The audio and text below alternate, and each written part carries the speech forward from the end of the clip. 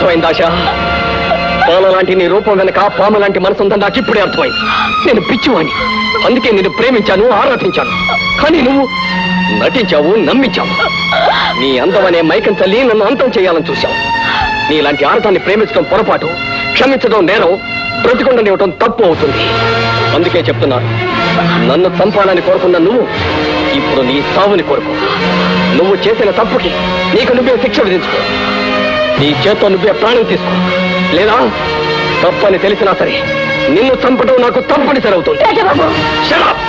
ఇప్పుడు నీ గొంతులోంచి రావాల్సింది ఆ పిలుపు కాదు, సావు కేక ఒక్కటే. రాజాబాబు, నేను నా ప్రాణాన్ని ప్రేమించే మనిషిని కాను. అందుకే చావంటే భయం లేదు, బ్రతుకంటే మోజు లేదు, పోతాననే బాధ లేదు, ఉండాలనే ఆశ లేదు. నాకున్న బాధల్లా ఒక్కటే, నా వేసవి బ్రతుకులో వసంతంలా వచ్చింది మీరే. మిమ్మల్ని పొందిన మరుక్షణంలోనే పోగొట్టుకున్నాను. అది నిజంగా నా దురదృష్టం. ఇప్పుడు నేనేం చెప్పినా మీరు నమ్మరని నాకు తెలుసు.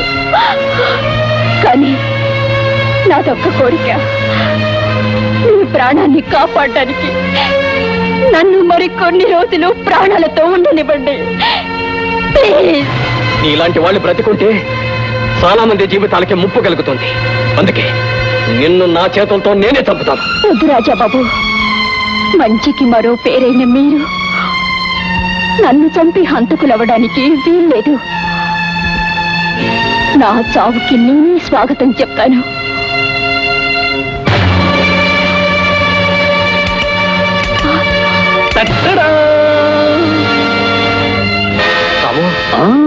మీ రివాల్వర్ లో విశ్రాంతి తీసుకున్న బుల్లెట్స్ నా గుప్పిట్లు రప్పించేశా.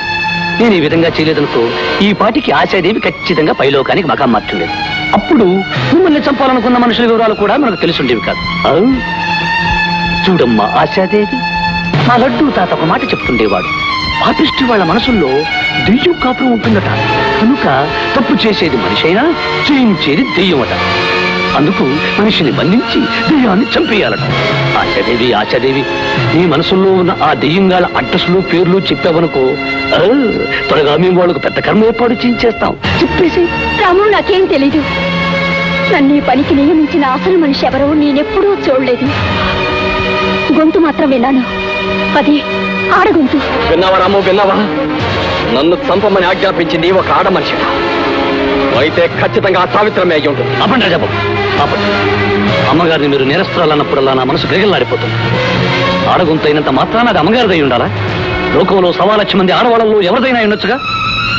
రాజాబాబు, దేవత లాంటి ఆ మనిషి మీద ఏ సాక్ష్యం ఆధారం లేకుండా దూషించడం అన్యాయం బాబు, అన్యాయం. నీకు సాక్ష్యాలు ఆధారాలు కావాలి అంతేగా? ఈ ఉత్తరం చదువు. నేను ఎయిర్పోర్ట్ నుంచి వచ్చేటప్పుడు నా మీద హత్యా ప్రయత్నం చేసిన ఒకటి జేబులో ఈ ఉత్తరం దొరికింది.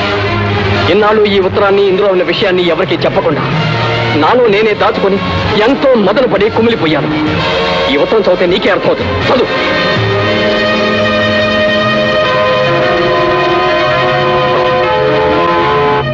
తన తండ్రి ధర్మన్నని, సొంత ఊరు చింతపల్లిని వదులుకొని నిన్ను పెళ్లి చేసుకున్నాడు. మీరిద్దరూ మా నాన్నగారి వద్దకు వచ్చి చేరారు. నమ్మకంగా నటిస్తూ అవకాశం చూసుకుని, అదను చూసుకుని ఆస్తినంతా సొంతం చేసుకోవాలనుకున్నాడు. నిన్ను పెంచిన